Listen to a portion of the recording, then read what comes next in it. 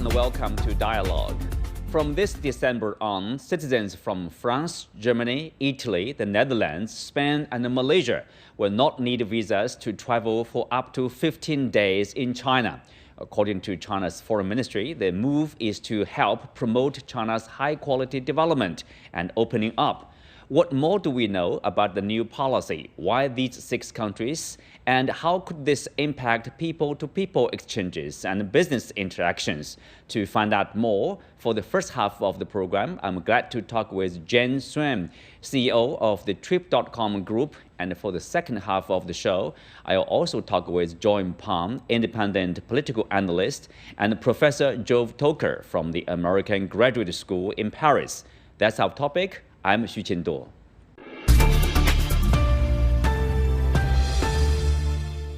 Welcome to Dialogue, Jen. We know that the new pilot project will last for 1 year. So of course, we know that China has a similar program with Singapore and Brunei, but this is the first time to have European countries as part of such a visa-free scheme. So what do you see as a signal sending out to, in particular, European countries and beyond, maybe? Yeah, first of all, we are very excited to see this movement because we believe China has such a rich history, so much to see and to experience. So to have this friendly policy enables our friends all over the world to come into China. Secondly, we have got a lot of very positive feedback from these countries. If you look at the data from the time the policy is announced, the volume has increased about 40% compared to the months before. So people are really taking advantage of these free visa initiatives to come to China. So we anticipate that more and more people, whether leisure or business, will take advantage of the free visa and come to visit China. Well, considering the fact that, Jane, this is a unilateral move by the Chinese side to offer visa-free entry into 2 countries, 6 of them, and 5 of them are from European countries, major economies, Germany, France, Italy, Spain, the Netherlands, etc. Are you expecting the list will be getting longer and more countries will join this scheme? We love to, because if you look at how many people we bring out every year before COVID, China sends 155 million people all over the world, because Chinese people are very much influenced by the Confucius teaching, which is it is better to travel 10,000 miles than to read 10,000 books. All the parents would love to bring their children to go to visit different countries, learn about the history and the culture, and use it as a way to learn. And we very much like to do the same for the rest of the world. China has thousands of rich years of history. There are so many things we can introduce to the world through travel. So I'm sure, China have already made a very positive move to open its border unilaterally for these 6 countries. And more countries hopefully will join. Well, as CEO of Trip.com Group, which is one of the leading travel agencies around the world, you get this first-hand data, a look at the impact of the visa-free policy. So what's your prediction, for next year? Well, very soon we'll start on January 1st. What's your prediction of the recovery of the inbound tourism for China? Yeah, I think we are very excited that our government is very proactive, supporting people and friends around the world and invite them to visit China because China is a big country. There are so many places that's very interesting and presents different opportunities for travelers around the world to explore. So we are very much very supportive to make sure we want to make the users experience excellent when customers come into China. So free visa is the first move from China part to lift some restrictions on the visa application side. And once the customers take the flight and come into China, we also want to make sure people shows the hospitality and friendship from the Chinese people. What about this? I know at the very beginning, after we lifted the restrictions of the pandemic, people were expecting, expecting more tourism, either outbound or inbound, but it's not becoming a reality probably in a short period of time. Part of that the reasons lies in the fact that there's a lack of a flight, for example, the recovery of a flighting service, and also it's very expensive to travel on some routes. Let's say, for example, if you travel between China and the U.S., I mean, the fare is exorbitant for a lot of people, prohibitive. So are we expecting more flights probably from China to other parts of the world, and then I mean, it's becoming more affordable? Yes, you're right. If you look at the demand side for cross borders, on our side, the traffic from customers already exceeded 2019 level. However, on the supply side, we still have two major hurdles. The first one is the visa applications takes too long. For example, for European Schengen visa, it takes 3 to 6 months. For United States, it can also take quite long. So that's the first issue. The second one is the flight capacity. There are a couple of areas which does very well. For example, the GCC country in the Middle East, they offer free visa. They also doubled the flight capacity. So we are bringing thousands of customers to that region. Thailand, the Prime Minister went to the airport to welcome Trip.com customers, and they also offer free visa for 5 months. Again, that's also very attractive for most of the travelers. And Singapore, of course, is doing very well. The visa application is very efficient. And when you enter into Singapore, it's all automatic. You don't need to do any manual things to enter into the country. So these are the good role models for the rest of the countries.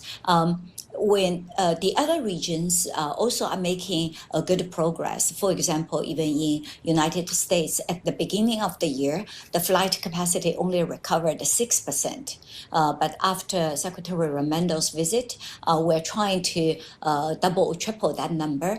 So by the end of this year, it will be recovering to 20%. And hopefully after APEC, there will be more flights being added to the routes. So we're very excited, and we hope there are more positive policy coming into the industries to encourage the cross-borders transactions. Well, Jane, you once said that the potential of China's inbound tourism is huge, and if it's raised to the international median level, that is 1.5% of a country's GDP here, China's GDP in the case, it could bring in at least nearly 1.3 trillion yuan of growth. So you seem optimistic. And if that comes true, so can related travel business tap into this potential? In what way that will benefit your business, let's say? Huge upside because in China we have very good hotel inventories. We have very good flight connections to ready to host our friends from all over the world. So we just want to make sure our service capacity, our product quality is being improved. So when more and more friends from the rest of the world coming to China, they will be ready for them to use. So do you also see there's the demand more or less the same, if you compare to the pre-pandemic level, I mean, on the Chinese side, for the Chinese tourists, are they as eager as in the past to visit, not only Southeast Asian countries, which, the neighbor China, which is closer, but also from, as you said, long-haul countries like Australia, European countries, the United States? Yes, for the Chinese demand side, we have already seen demands exceeding 2019 levels. So people are very excited to explore the world after 3 years of COVID. So in Asia, the most popular travel destinations are Singapore, Malaysia, and Thailand. In the Middle East, the 3 cities that's very popular is Dubai, and also the nearby GCC countries, which offers free visa. In Europe, the three countries that's on the top of the list is Switzerland, France, and Spain. Thank you, Jen. And let's take a short break. We'll be back right after this.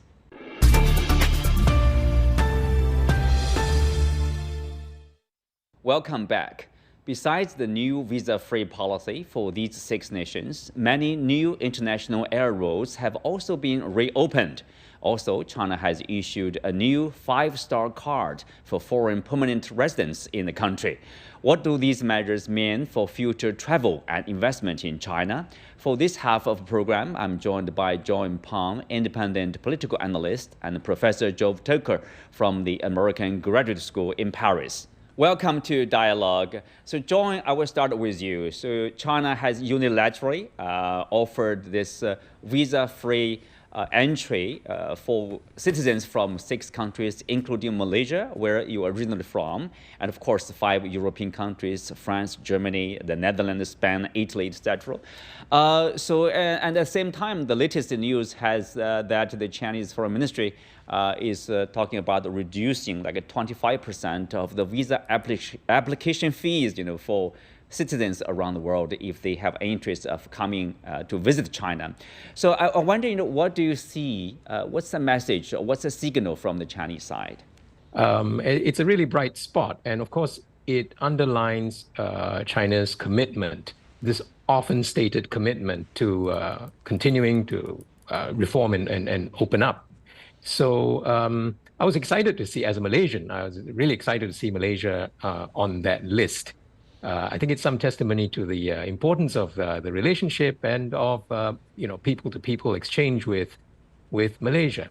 Yes, Professor Toker, you are based in Paris, and you're, I would say, patriots in France, and of course citizens from Germany and other European countries. 5 of them will enjoy such a policy on the first list of countries, with a visa-free treatment there. What's your response? Well, here for once there's lovely news over the waves. We're not accustomed to so many lovely news. This is one. Obviously that's positive. We know from past experiences, both in Asia and in Europe and over the North Atlantic, then when you have easing down on restrictions and bureaucracy regarding visas, it's always working relatively fast and in an efficient way. It makes it easier for planning. It's good for business, for tourism business, and it's good for the overall atmosphere, because tourism is not just people moving from one country to the other and visiting archaeological sites and museums and downtowns all over the world. It's also communicating over distances.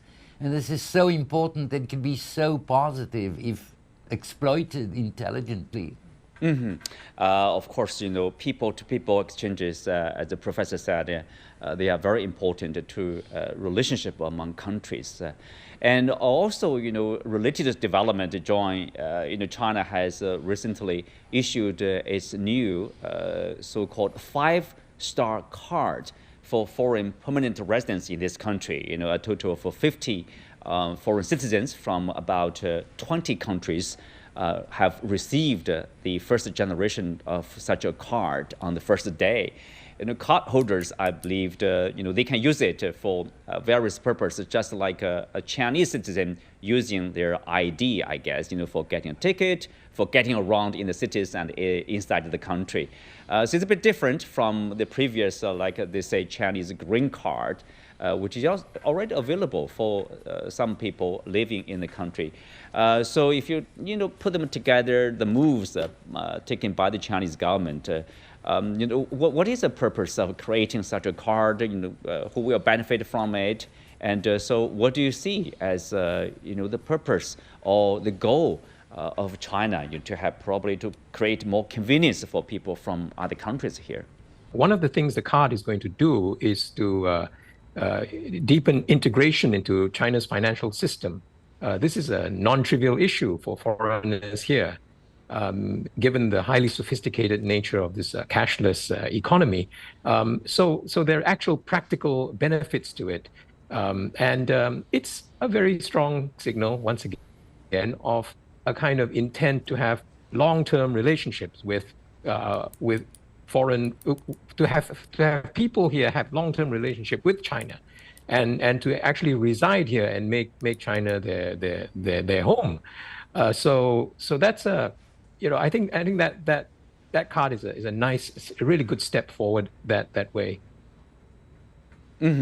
As Professor Toker, of course, the background of these recent measures, you can see, could be basically is that, there are some concerns, whether China will continue with reforms and opening up. Now, with recent measures, what do you see as, the direction of the Chinese development here?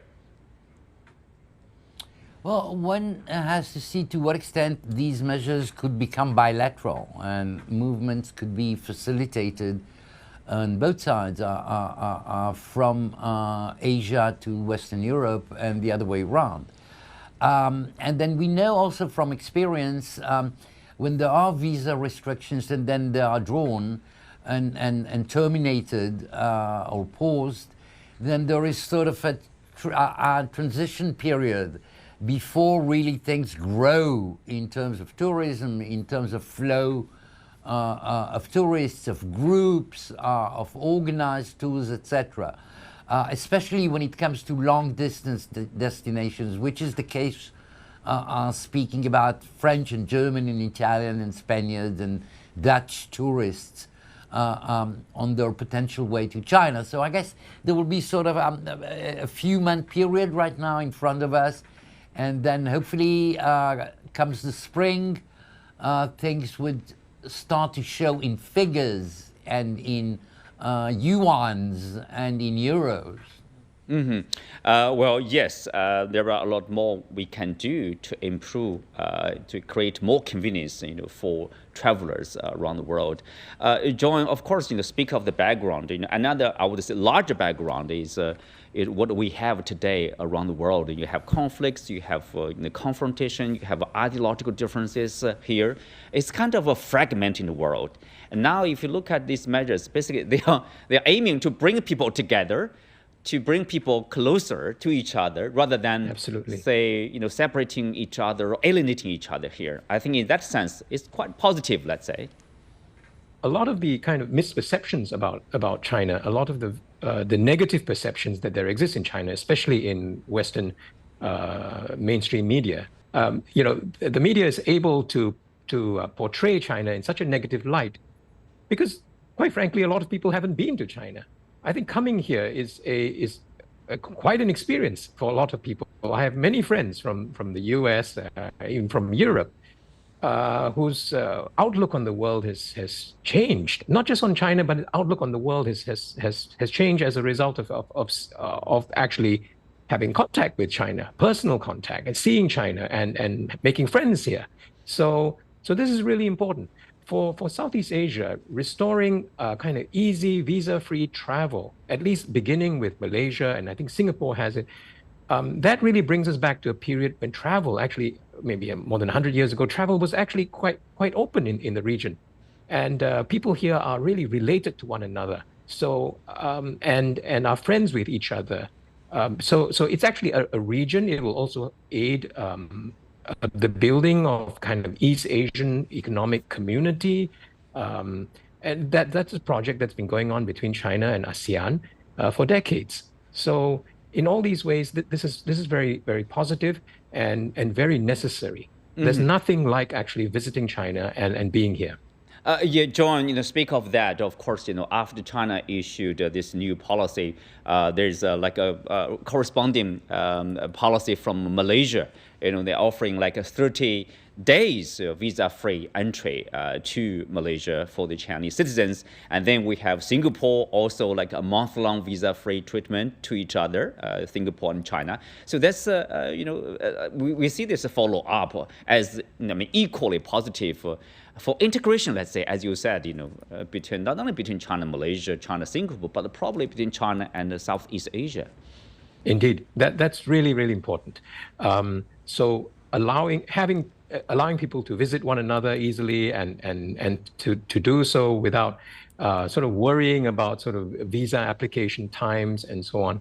That, of course, creates a more a positive mood and feeling, but it will have a lot of practical implications in people kind of moving back and forth and having, for example, business ideas and projects, and for increasing trade and economic interaction between China and Southeast Asia. So that is, that's something we can look forward to. It will take time for the tourism numbers to ramp up, but it's going to be transformative. This travel between the two places is necessary, but it's also going to move to interaction between increasing sort of integration between China and Southeast Asia. Mm-hmm. Of course, they are. Also... I see the Chinese market, for example, is increasingly sophisticated, and Southeast Asian tourism markets have to adapt and move fast to catch up with that. Mm-hmm. If I'm not wrong, I think they are each other's largest trading partner, China and ASEAN as a Indeed. group here. So of course, more measures to facilitate people-to-people exchanges and also trade that will, let's benefit both sides. Professor Toker, if you look at the first group of countries enjoying such a treatment, the 5 European countries, and people are expecting that the list will be enlarged. More European countries probably will get such a treatment. Citizens will find it easier to come to China. As I said, this is against the background of, say, stagnation of globalization, if not full stop of globalization. We are seeing countries, all the global landscape is getting fragmented, but now probably it's a time. European Union is for globalization and free trade. China is too. It's really for them to see getting closer and to work together, probably. Do you see any chance in the near future there will be, reciprocal treatment, or also visa application for Chinese citizens to visit European countries that will getting simpler and easier? That's what past experience and precedents tell us. Normally, at times, those kind of easing on bureaucratic and visa requirements are done bilaterally. This is not the case yet, but we see all over the place in countries of different political character and commercial and tourist characteristics. This is what happens, perhaps not right away, but say in the medium run. And hopefully this will be the case, obviously, for West European countries opening their airports and for Chinese tourists to come over without the hassle of the bureaucratic visa requirement and the money which is associated with it. Because, you don't have to be a scholar involved in deep research. A conversation between individuals, whatever the conversation is about, whether a tourist just asks for his or her way in a train station or chooses an object in a shop, any shop in China. That does so much, in order to humanize relations on levels which go well beyond the individual and whoever is the other individual from the other country. And we saw that all across. We have a world which has so many means of communication, and it seems to be so easy to communicate between Beijing and London and Paris and Rome and Madrid. But then we have a lot of filters which stop us from understanding each other. And many of them, not all of them, but many of them are situated on human dimensions, on human grounds. And this is the kind of measures which can speed things up in the right direction. Mm-hmm. Let's look at the new year, 2024. Of course, some are hopeful that the new year could be the year we see a rapid recovery or improvement of China-US business and travel interactions. Flights between the two countries are increasing. More people-to-people exchange, more business travels between the two countries. So in that sense, I would say that's also very positive, not only for the two countries, but also for global economy. Yeah, but we saw that. We saw right before, during the first phases of the COVID. We saw how the number of direct flights, let's say between China and North America, but also China and Western Europe and other continents, when that number of flights went down, first as sort of a cautionary measure, then it stayed and stagnated in this way, then it takes more time to reignite the system. And this is where we are right now. Let it be over the Chinese West European traffic as well as the Chinese USA traffic. But we are on the right direction. Now, will political and overall goodwill really dictate the tone and the rhythm of this hopefully better phase in bilateral and multilateral relations? We still don't know, because as we know, the world agenda is not necessarily always a smiling one, far from that. So these aspects do influence the wish of individuals and the overall flow of groups to travel from one country to the other when it comes to long distances and when it comes to countries which have different systems and different types of societies. But it is obviously the thing on the right direction. How deep will be this right direction? Let's talk about it in 6 months. So obviously, I mean, at least in the sense, Professor Toker, you know, if you, let's say, put aside the politics or geopolitical consideration here, I mean, economically speaking, I mean, you have people visiting each other, or you have the tourism, let's say, growth in countries that will help the economy, help with the economy. And I mean, Chinese tourists are seen as, at least, you know, before the pandemic, we see they are the biggest spenders, you know. Many countries, many markets do welcome them to their arrival because that's seen as a boost to local economies. Of course, I mean, I would say it's the same, you know, for China to welcome tourists from other countries, because that's good to the Chinese economy. So that's that's a theory, that's a consideration. Absolutely. I still remember a few years backwards when, before the COVID and before restrictions, they were actually complaining in Europe, for example, in France, in Italy, in Spain, that because so many Chinese tourists are coming and because they play such an important role in the local economies of great touristic destinations such as Italy and Spain and the Netherlands and France, that actually European tourists are in a way sort of suffer from some kind of discrimination, because so many efforts are invested in welcoming Chinese tourists and trying to make sure the stay in France or in Spain or in Italy would be pleasant, of course, and that they will spend a lot of money, which would do good to local European economies. So now hopefully this process would just go the other way, and things will raise in this sense, and we're going to see it in figures, not only just in terms of wishes and good intentions. Yeah, good intentions and also economic growth. With that, we come to the end for today's show. Many thanks to our guests. You can also find us on the CGTN app on YouTube. I'm Xu Qinduo. Thanks for being with us. See you next time.